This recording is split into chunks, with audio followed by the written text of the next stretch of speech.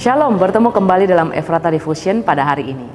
Di sebuah desa ada seorang kakek yang jarang bertemu dan berkumpul dengan warga lain.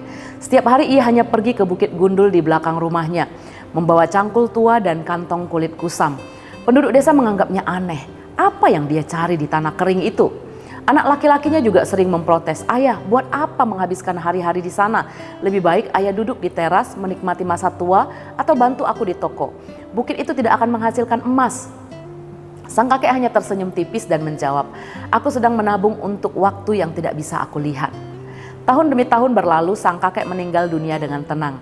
Anak laki-lakinya mewarisi rumah tua itu, namun ia merasa sedikit kecewa karena tidak menemukan tumpukan uang atau perhiasan di bawah tempat tidur ayahnya.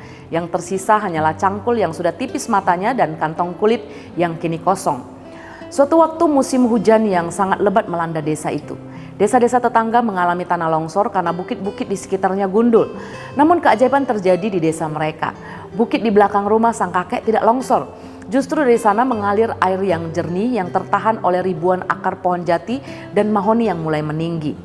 Ternyata selama bertahun-tahun sang kakek tidak mencari atau menyimpan emas. Ia menanam pohon-pohon di bukit gundul itu. Ia memberikan hidupnya untuk sesuatu yang tidak akan pernah ia nikmati selama hidupnya. Pohon-pohon itu kini menjadi pelindung desa, sumber air bagi sawah-sawah dan warisan oksigen bagi cucu-cucunya. Seringkali kita terjebak dalam pola pikir, apa untungnya bagiku sekarang? Kita ingin hasil instan dari setiap doa, setiap pelayanan, dan setiap kebaikan yang kita lakukan. Jika tidak ada balasan langsung atau pujian dari manusia, kita merasa sia-sia melakukannya. Kita lebih suka membangun toko untuk menghasilkan keuntungan cepat dan kelihatan daripada menanam pohon iman yang buahnya mungkin baru dipetik oleh generasi setelah kita. Hidup Kristen yang sejati adalah hidup yang menanam untuk kekekalan. Mungkin hari ini kita merasa lelah berbuat baik karena tidak ada yang tahu apalagi menghargai. Tapi tetaplah berbuat baik. Atau pelayanan kita menjemukan dan tidak membuahkan hasil. Tapi hadapi dan bertumbuhlah di dalam keadaan itu. Ingatlah bahwa harus ada yang kita wariskan untuk anak cucu kita.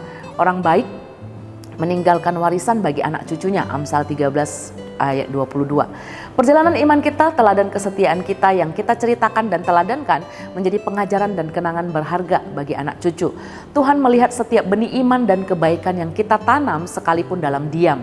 Kesetiaan dan kebaikan kita hari ini bisa menjadi perlindungan dan berkat bagi anak cucu kita, juga bagi orang lain di masa depan, bahkan ketika nama kita mungkin sudah terlupakan.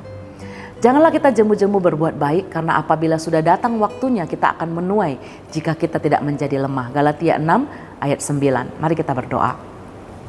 Tuhan, terima kasih. Hari ini kami belajar bahwa hidup kami bukanlah untuk diri kami sendiri, tapi bagaimana hidup kami bisa bermanfaat dan memberi warisan iman bagi anak-anak cucu kami. Tolong kami ya Bapa, supaya kami memiliki kehidupan yang memikirkan juga bagaimana generasi kami nanti hidup untuk mengenal Tuhan dan untuk mengalami setiap kasih dan berkat Tuhan.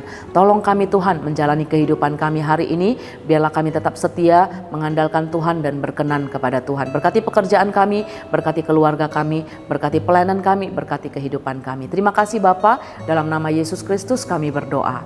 Amin.